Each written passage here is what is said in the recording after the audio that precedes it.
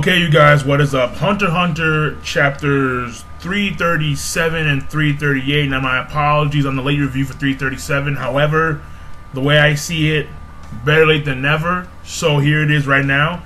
And yo, I'm not gonna lie to you, 337, I need to go so in depth with this shit, people. So let me do the synopsis of 337 and 338, alright?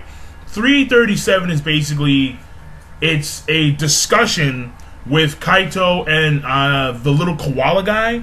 I don't know what his name is, if he has a name yet known. I tried looking it up, I couldn't find his name. So, I don't know his name. But the first half is basically him having a conversation. It's basically the koala having a conversation with Kaito, which I will get more in depth to later.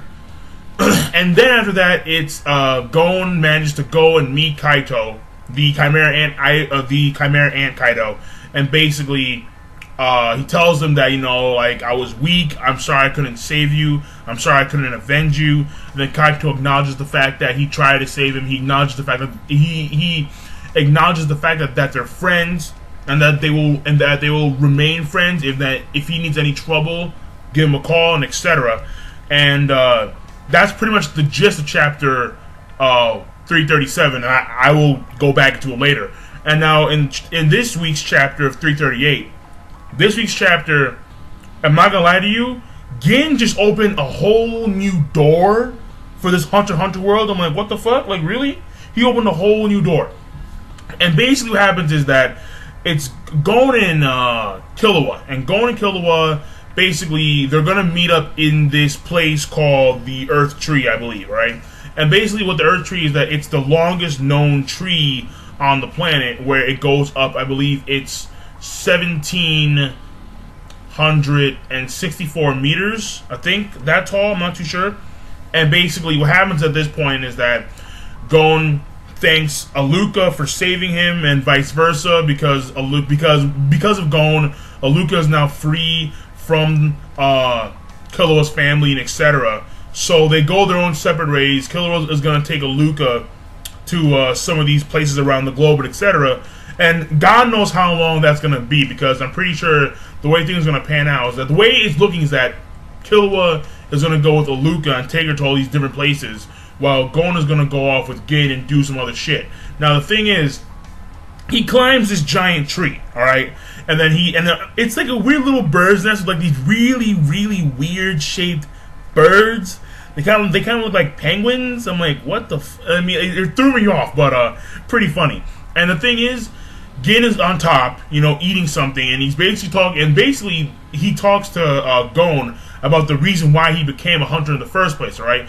And the thing is, apparently, and I didn't get most of it because the translation seemed a little off at some point, but basically he was saying about how he wanted to find something that only like a specific few people known in the world know about this, but apparently there is an outside area of the world. And the thing is, he explains how the current tree that he's standing on, this supposedly tallest tree in the world, is actually a sprout, if you would. It's actually a really small, like a child tree. It's not fully grown. It can grow even more. And apparently the real Earth tree is fucking huge.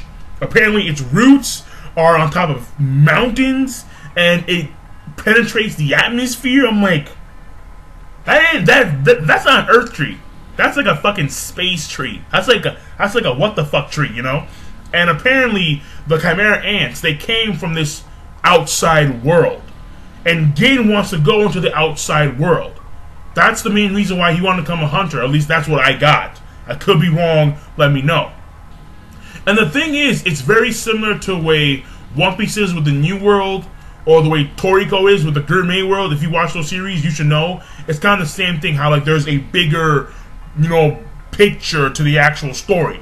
There's much more to it. Like the best example is Toriko, because the way Toriko's set up, there's a human world where humans live in, and then there's a gourmet world where there's these epic ass fucking creatures and these super powerful mega monsters and structures around the human world. The human world is guarded off from the gourmet world, and this Hunter x Hunter is following the same example, where the known world is you know, not the entire scale of the globe.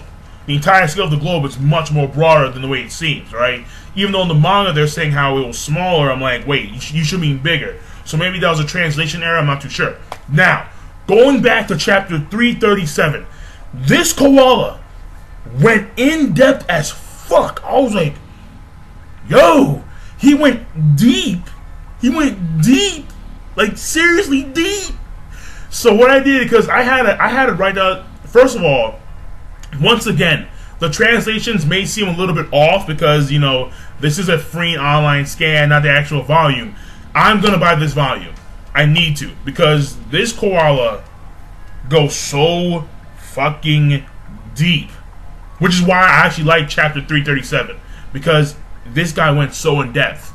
And what he says actually makes a lot of sense, considering the fact, because the thing is that this koala, in his past life, before he became a chimera ant, he was a hitman. His job was to kill people for money, and he saw humans as insects. We were meaningless. We didn't have any meaning to our existence. We were easily disposed of. We just kill each other, you know, and that's the end of the story. Our only purpose is to breed and reproduce. All right. And the thing is, when he got killed and he was reborn as a chimera ant, he repeated the same process. He started killing people. He started taking out people just like a hitman would. All right. He repeated his existence. All right. Kind of like a reincarnation, but doing the same thing over again, an endless cycle. That's what happened. Was that apparently the Kaito chimera ant is a combination of the original Kaito and a chick or a female, along with like a mouse and some other body parts. But apparently this red-haired female, the hitman, the koala hitman, killed her because she didn't want her to suffer from being eaten by the other chimera ants. All right. And the thing is, it goes a lot more in depth with his personal relation to Kaito and that person that he should have killed. Or at least he should have killed the other chimera ants chasing that person. However, there's something in his speech where it just caught my attention quick. And I was like, whoa. Like, this dude is taking this to like a whole new level of deep. This is what made this chapter so good, in my opinion. I was like, I reread it like 15 times. I was like, my goodness. And I even wrote it down too. And again, remember that the translations are a little bit off, but let me read it because, again, people, this shit was good. So what he says here is that from our perspective, the substance that seems incredibly tiny, like the size of a pollen, can continue to release energy to the degree where it can affect our health for tens of thousands of hundreds of millions of years. Even smaller is the DNA, where the enormous amount of information that is what forms most of us for the is bagged into a double helix shaped, which is DNA. Even more limitlessly small, some absurdly small things are the conditions that give birth to the enormous space known as the universe, which are atoms. All right, the concept of a small thing does not equal the aggregate amount of energy that can release. The soul's probably small, but it held enough energy to repeat. Okay, now what does that mean? That means that what this guy is saying, what this koala is saying, is that our souls must be extraordinarily tiny. They must be extraordinarily tiny, but at the same time, just like an atom, but at the same time, they contain so much energy, where throughout the course of our souls, throughout the course of that atom's life, throughout our own existence, we can continuously be repeated throughout the conditions of the universe. We are ever existing within the realms of the universe because our souls are the very atoms that make up the universe. That's what he's saying. That's deep shit. That's very deep shit. It's deep as fuck. Which is the reason why he was able to be reincarnated and actually retain his level of consciousness, actually able to retain some of his own, some of his past life tendencies. All right, that's the reason why, because the soul is infinitely small, but has an infinite amount of energy that represents us, and that to me was like, whoa, deep, very deep. So mad respects for Togashi, because that is something I never thought about. But when you think about it, it does make sense, because we are Stardust. We are basically atoms. We are atoms formed to create this living being. We function as a network of atoms. That's what we all are, atoms. This cup, atoms. We're all atoms, all right? Atoms. That's what we all are. So when you break it down to it, what makes us who we are is that small. So it was deep as all hell. I liked it. I enjoyed it. So that being said, those are my reviews for these 2 chapters. I'll see you guys next week for Hunter x Hunter chapter 339, King of Lightning. Rate, comment, subscribe, and I'll see you guys later. Signing off. And you know what? That just proves that you can have a good chapter, a very good chapter, without needing the action and the combat and the fighting. You can go so deep on a personal level where it just affects you to your very core. So that being said, King of Lightning, rate, comment, subscribe, and I'll see you guys later. Signing off.